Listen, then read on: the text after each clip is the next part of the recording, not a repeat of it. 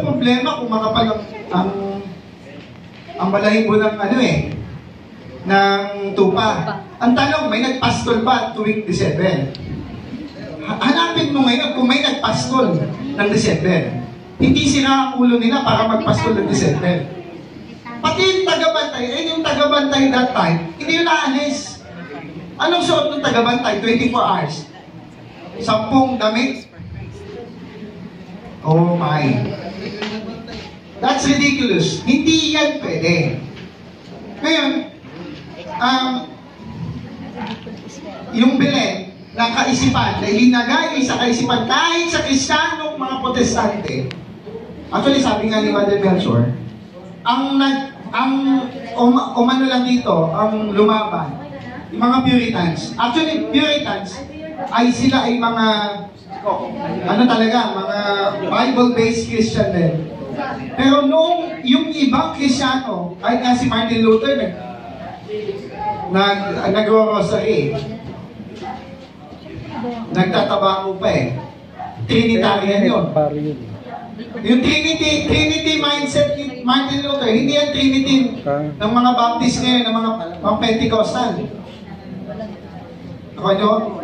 Kaya mamaya pwede rin si Pastor Wimpy, iba ang Trinity ngayon, iba yung Trinity na ginawa ni Constantine the Great na inokeya niya si Athanasius.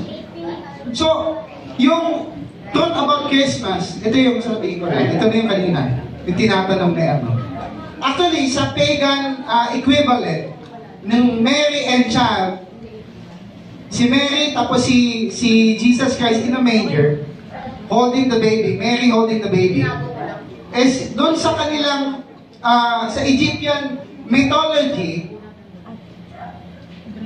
si Isis at si Osiris. So yun yung mother and child equivalent ng Mary and Jesus, baby Jesus. Pero hindi, sabi dito, basahin ko lang ito ay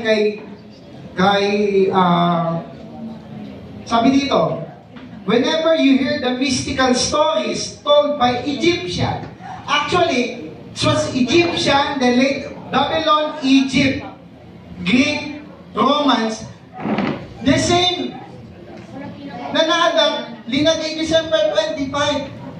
Pare-pareha sila may ganyan. Ang sabi dito, Egyptian about their gods, of their wanderings, dismemberment, and many experience like, you must remember what I've said earlier, and not think that any of these things, it's being said to have actual happened like that and to have actually come to pass. Wala naman talaga yung December 25 na sinilang si Jesus. Kundi, 6 minutes na lang agad. Bilis. And ano pa? Si Thamos,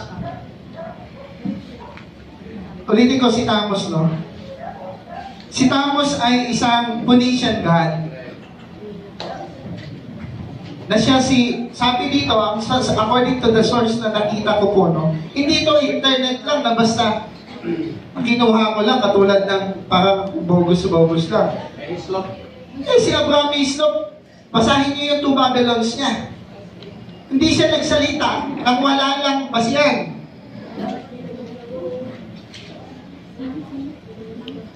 Si Thamos ay Diyos nila. Basahin natin si Thamos sa Bible. Ezekiel 8:14. Basahin natin. Ezekiel 8:14, Sister Jella. Totoo ba talaga na may ganyan? May ganyan, totoo talaga. Tingnan niyo to. Ginawa pa to sa mismong templo ng Diyos. 8:14. Totoo ba na gawa natin? Then he brought me to the door of the gate of the Lord's house. Jerusalem yun which was toward the north, and behold, there sat woman weeping for Thamos. Sino yung kinikilala nilang Diyos yan? Tingnan mo, pakiclick mo si Thamos, sister. Pakiclick mo kay stroke. Sumerian God. Deity of food, Sumerian deity of food or vegetation. Ngayon, yan ba ay gawa-gawa lamang ng mga sumulat na pinapabulaanan na hindi si Kristo December 25 pinanganak? Hindi yan gawa-gawa lang. Mayroon silang basis yan. Hindi ako ang magpapaliwanag yan. Sa side ng nag-claim na December 25 yan. Yan ba ay sinadya lang? O yan ba ay hindi sinadya? Sinadya talaga nila yan. Nung pinag-join ng... Sino ang nag-join ng paganism sa Christianity? Pinag-join niya. Pinag-merge niya. Yan yung kanyang topic. Mawawala na yung empire. Papasok na dun sa Christianity. Wala siyang magawa. Kaya nanalo si Constantine the Great. Hindi na tama. Si Constantine, nung nakita daw niya yung cross doon sa... Yes, doon sa bridge. Nung talaga matatalo sila, nung nakita daw niya, yun yung ginawa niya doon as sa kalasag nila, linagay nila yung cross. Symbol na cross. In hoc vince signum. Yeah. Hindi ko alam yung sign. Yung cross. Then nanalo sila doon sa laban. Doon nag-start yung paganism ilinagay sa Christianity. And did you know that yung December 25 po, mga kapatid, isa yan sa ilinagay. Mamaya, marami pa naman tayo. I-explain ko, ano ba yung December 25 sa Western Europe? Ano ba yung practices nila noon? Pagpauna ko na, yung Saturnalia. Sa kanila, may Saturnalia silang ginagawa. In short, Saturn God. Kaya nga po, sa December 25, hindi talaga namin yan sineselebrate. Actually, yan ay sistema na ng mundo. Paano yan? Sasabihin sa akin, paano ba? Tumatanggap ka ba ng Christmas bonus? Oo naman. Oo. Huwag kang tumanggap ng 13-month pay.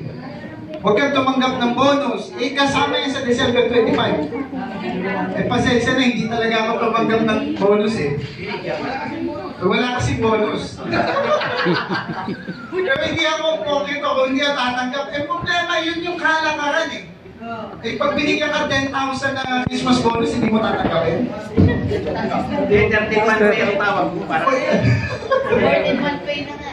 Problema, may 14-month pay, may 13-month pay, may bonus pa, ay ang dami. Kaya yung season na yan, talagang paldo-paldo yung mga Big time. big time So pero in short, hindi yan yan ay maliit lang na portion na nakakadaya sa tao. Pero kung halimbawa, tumanggap ka ng Christmas bonus, napunta ako sa Christmas bonus. For me, gagamitin ko yun doon sa tamang practice ng Christmas. Ano ba yun? Hindi masama yung word ng Christmas sa etymology ng word. Bakit? Kasi Christ for Mass. Walang problema sa term. Katulad din yan nung Berea. Ako niya? Katulad din yan ng Giovanni, Millennium, Rapture na wala sa Bible. How about Christmas? Walang problema sa akin as long as talagang si Kristo yung si Christ talaga for all. Hindi nga totoo Sabihin sa akin ni Brother Melchor na sineselebrate ng lahat ng Katoliko ng December 25. Totoo ba talaga si Kristo ang naita sa buhay nilang lahat na nag-celebrate yan? Siguro hinahamok ko siya dyan, pakitaan niya ako na lahat na nag-celebrate ng Christmas ng December 25, talaga bang si Kristo ang naitaas? 1 minute pa lang, 1 minute. Una pa, pakaanak, pamasko, kantahan, video okay. I'm against all of that. Bakit? Yung sistema ng sanlibutan, hindi yan sa Diyos.